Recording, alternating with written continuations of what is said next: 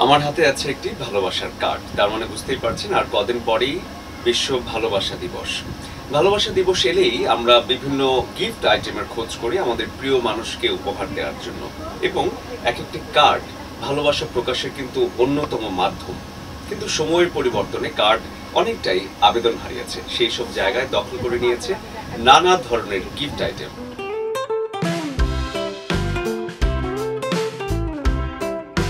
হাতে লিখে চিরকুট পাঠিয়ে ভালোবাসা প্রকাশের দিন ফুরিয়েছে। সময়ের সাথে ফুল, চকলেট কিংবা খুদে বার্তায় প্রিয়জনকে মুগ্ধ করার উপায় খুঁজে নিয়েছেন অনেকে। আজকাল খুব ঘটা করে আনন্দ উৎসবে পালন করা হয় বিশ্ব ভালোবাসা দিবস। আর আনন্দের দিনে প্রিয় মানুষকে দেয়া যে কোনো উপহার সম্পর্কের উষ্ণতা বাড়িয়ে দেয় বহুগুণ। অনলাইন বা অফলাইনে নিত্য নতুন গিফট আইটেম পাওয়া যায় একটু খোঁজ করলেই। এই বছর আমাদের বেশ কিছু ইউনিক কালেকশন আসছে, সেগুলো আপনাদেরকে দেখাবো। যেমন এটা দেখতে পাচ্ছেন, খুবই সুন্দর একটি লাইটিং বোতল জার। এটা মূলত হচ্ছে ভ্যালেন্টাইন থিমের উপর করা, ব্যাটারির মাধ্যমে অপারেট হবে এবং এটা খুবই সুন্দর। এটা আমাদের খুবই একটি আনকমন একটি গিফট। এরপরে এটা আমি রেখে দিয়ে যে এটা একটি দেখাচ্ছি, এটাও আমাদের খুবই আনকমন একটি গিফট।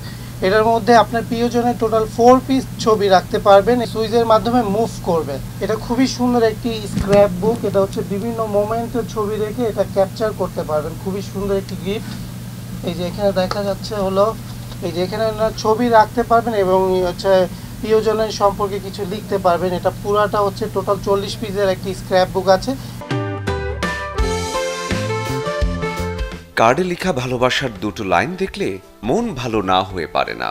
তাই তো এখনো প্রতি বছর ভ্যালেন্টাইন্স ডে সামনে রেখে বাজারে আসে নানা ডিজাইনের কার্ড। পাশাপাশি ফটো ফ্রেম, শোপিস, কৃত্রিম গোলাপ, টেডি বিয়ার, ছোট্ট বই সহ হাজারো রকমের আইটেম সাজানো থাকে গিফট শপগুলোতে।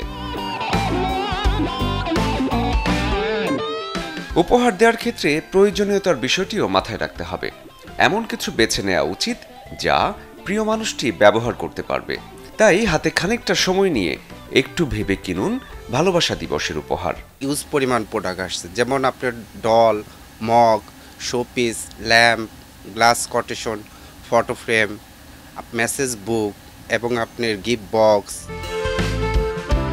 ভালোবেসে দেয়া এসব ছোট্ট উপহারগুলোই হয়ে উঠুক প্রিয়জনের খুশির খোরাক। শরীফুল হক, চ্যানেল 24, ঢাকা।